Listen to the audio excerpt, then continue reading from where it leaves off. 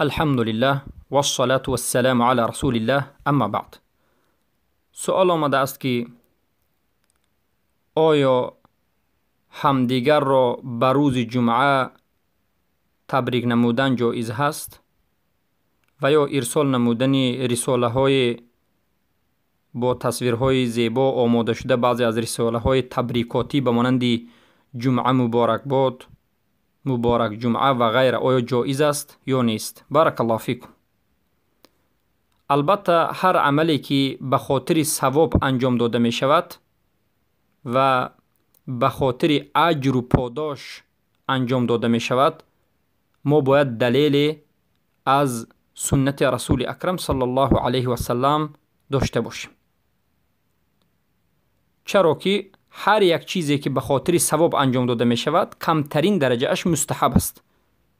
کمترین درجه ثواب در دین ما، شریعت اسلام، این مستحب است که اگر کنید ثواب میگیرید، نکنید و ترک نمایید گناهگار نمیشوید. اگر ما گفتیم که تبریک نمودن روز جمعه این مستحب است، یعنی ما گفتیم که این چیز در شریعت وجود دارد و باید به این کارمون دلیل داشته باشیم.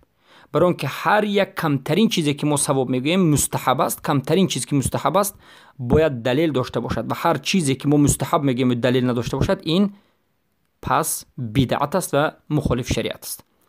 امروز ما میبینیم که در حقیقت این بدعت به نهایت پهن شده است و بسیار برادران و خواهران از سبب جاهل بودنشون از سنت رسول اکرم صلی الله علیه و سلم این عمل رو انجام میدهند و حتی این عمل رو خوب میدونند، ثواب میدونند، گویا که همون رو ثواب گرفتند و بعضی رساله ها هم می نوشته میکنند که به دیگران بفرستید پند کنید. این همه مخالف شریعت است و مخالف سنت رسول اکرم صلی الله علیه و سلم و قرون الاول است.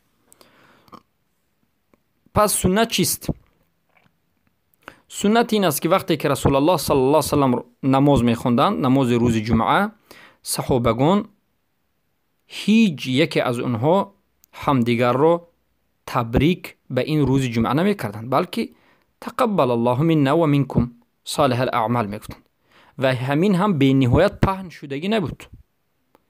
این خیلی نبود که هر روز جمعه هر یک صحابه یک دیگر رو تقبل الله منا و منکم گفتند. بعضی ها میگفتند و بعضی وقت نمیگفتند، اما عادتا این دعای روز عید فطر و عید اضحی دو روز عید معروف مسلمانان است و امت اسلام است. البته در این دو روز، عید قربانی، عید اضحی و عید فطر که بعد از پایان رفتن ماه مبارک رمضان است، این یک شعار امت اسلام است که یکدیگر را تبریک بکنند و موافق سنت بگویند الله از ما عملهای صالح کردهمان را قبول بکند. تقبل الله منا و منکم، از ما و شما الله عملهای صالح انجام دادهمان را قبول کند. اما در روز جمعه البته در بعضی حالت میگفتند و در بعضی حالت نمیگفتند و صحابگان هیچگاه نگفتند در روز جمعه که روز جمعه به شما مبارک بود. رسول اکرم صلی الله علیه و سلم نگفتند این سخن را، این چنین تبریکات وجود نداشت. صحابگان نگفتند، تابعین نگفتند، تبع تابعین نگفتند، علما نگفتند. پس چرا ما انجام میدیم؟ پس چرا یک چیزی که در دین وجود ندارد انجام میدیم و باز میگیم که این عمل خوب است، ثواب است؟ به هر یک کمترین ثواب باید ما دلیل داشته باشیم. دلیل نیست، یک عملی که دلیل ندارد ما ثواب میگیم، پس این بدعت است. بدعت بودنش از کجا پیدا می شود؟ فهمیده می شود از حدیثی مادرمان عایشه رضی الله عنها که گفتند، این حدیث متفق علیه که میگن من عمل عملا لیس علیه امرنا فهو رد.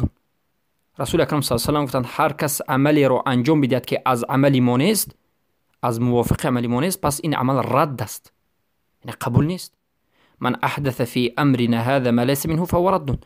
با دویم حدیث که مادرمان عایشه رضی الله عنها روایت میکنند، حدیث صحیح است، امام بخاری و مسلم روایت میکنند که میگن هر کسی که یک چیزی نوی را در امر ما، در دین ما اختراع نمود، پیدا کرد، در حالتی که این عمل در ما وجود نداشت، پس